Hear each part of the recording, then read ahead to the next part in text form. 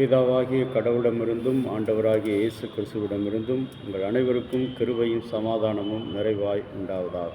ஆமென். கிறிஸ்து இயேசுவுக்குள் பிரியமான அன்பு இறை மக்களே, உங்கள் யாவரையும் இந்த 10வது மாதமாகிய அக்டோபர் மாதத்தில் அன்போடு கூட வாழ்த்தி வரவேற்கிறேன். எல்லாமல்ல கடவுள் நமக்கு இந்த மாதமும் தம்முடைய அளவற்ற அருளையும் இரக்கத்தையும் நம்மீதும் நம்முடைய குடும்பங்கள் மீதும் திருச்சபை மீதும் பொழிந்தருளுவார். இந்த அக்டோபர் மாதத்தில் நாம் கடவுளால் கிடைத்திருக்கிற வாக்கு தத்தம், அது சங்கீதம் 147 சங்கீதம் 13வது திருமொழி. அவர் உன் வாசல்களில் தாழ்ப்பாள்களை பலப்படுத்தி உன்னிலுள்ள உன் பிள்ளைகளை ஆசீர்வதிக்கிறார்.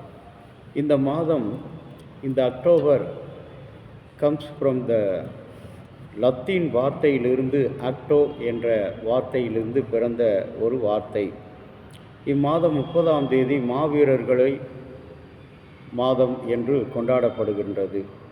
அக்டோபர் மாதம் பல உலகளாவிய பல மக்களினுடைய சிறப்பான காரியங்களை கொண்டாடுகின்ற ஒரு சிறப்பான மாதம். வடநாட்டு மக்களை ஈர்ப்பதற்காக சங்கீதத்திலே இந்த உருவகத்தை ஆசிரியர் பயன்படுத்துவதாக கூறியிருக்கப்பட்டிருக்கிறது. இன்றைக்கு இந்த அக்டோபர் 1 தேதி உலக மூத்தோர் குடிதினம் என்று அழைக்கப்படுகிறது. இந்த ஆசீர்வாதமான இந்த நாளை நாம் நினைக்கும்படி, அவர் உன் வாசல்களின் தாழ்ப்பாள்களை பலப்படுத்தி. அன்புக்குரிய இறை மக்களே, தாழ்ப்பாள் என்பது ஒரு இல்லத்தினுடைய பாதுகாப்பை, அரணை வெளிப்படுத்துகிறது. ஆகவே இன்றைக்கு முதலாவதாக ஆண்டவர் இந்த மாதத்தில் முதலாவது காரியமாக நம்முடைய வாழ்க்கையை பலப்படுத்துகிறவர். இன்றைக்கி உலகத்தில் இருந்த எல்லாரும் வாழுகிறார்கள், அநேகர் வாழுகிறார்கள். நோயற்றவனும் வாழுகிறான், நோய் உள்ளவனும் வாழ்கிறான், செல்வந்தனும் வாழ்கிறான், ஏழையும் வாழ்கிறான், உயர்ந்தவனும் வாழ்கிறான், தாழ்ந்தவனும் வாழ்கிறான். ஆனால் பலப்படுத்தப்பட்ட ஒரு வாழ்க்கை கர்த்தருடைய பிள்ளைகளாகிய உங்களுக்கும் எனக்கும் மட்டும்தான் ஆண்டவர் கொடுத்திருக்கிறார். யோபு 1ஆம் அதிகாரம் 12வது வசனத்தில் ஆண்டவராகிய கடவுள் யோபுவினுடைய வாழ்க்கையை வேலி அடைக்கிறதை பார்க்கிறோம், பாதுகாப்பதை பலப்படுத்துகிறதை பார்க்கிறோம். பிசாசினிடத்தில் கர்த்தர் பேசுகிறார், நீ அவனுடைய உடைமைகள் பொருள்கள் எல்லாம் உன் கையில் இருக்கிறது, ஆனால் அவனுடைய உயிரை தொடுவதற்கு உனது அதிகாரம் இல்லை. அந்த வாழ்க்கை என்கின்ற நம்முடைய உயிரை ஆண்டவர் இந்த நாளிலே சோர்ந்து போய், இழந்து போய், நொந்து போய் காணப்படுகிற நம்முடைய வாழ்க்கையை பலப்படுத்துகிற ஆண்டவராக இருக்கிறார். உபாகமம் 21ஆம் அதிகாரத்தில் ஆண்டவராகிய கடவுள் இஸ்ரவேல் மக்களுக்கு சொல்லுகின்ற வாழ்வுக்கான ஆசீர்வாதங்கள், நீ வருகையிலும் ஆசீர்வதிக்கப்பட்டிருப்பாய், போகையிலும் ஆசீர்வதிக்கப்பட்டிருப்பாய். அப்படிப்பட்ட ஆசீர்வாதங்களை கடவுள் இந்த நாளில், இந்த மாதத்தில் உங்களுக்கும் எனக்கும் நம்முடைய வாழ்க்கையை பலப்படுத்துகிற ஆண்டவராக இருக்கிறார், பலப்படுத்துகிறார்.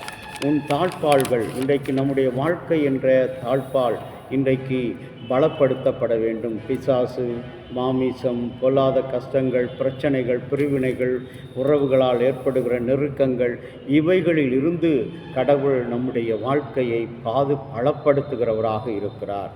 இரண்டாவதாக ஆண்டவர் சொல்கிறார், உன் வழியை பாதுகாக்கிறவர். ஆண்டவராகிய கடவுள் நம்முடைய வழிகளில் கர்த்தருக்கு பிரியமான வழிகளை நாம் உடையவர்களாக இருக்க வேண்டும். இன்றைக்கு மனிதனுடைய வழிகள் மனம் போன பாதையிலே போகின்றது. அவன் போகிறான், இருவர் நடந்து போகிறார்கள்.